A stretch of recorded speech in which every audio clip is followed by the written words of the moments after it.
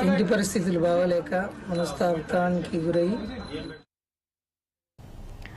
ప్రకాశం జిల్లా పెదరావి మండలం గొబ్బూరు గ్రామ కాలనీ వాసులు నీటి సమస్య పరిష్కారం చూపాలని కోరుతూ జాతీయ రహదారిపై రాస్తారోకో నిర్వహించారు.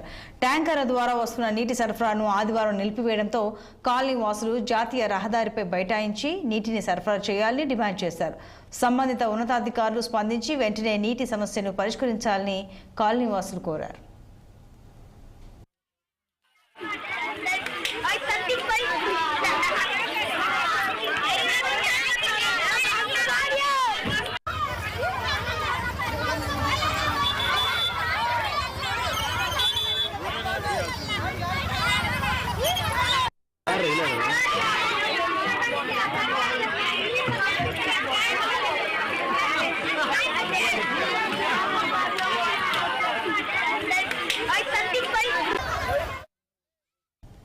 ప్రకాశం జిల్లా దర్శి మండలం రామచంద్రపురంలో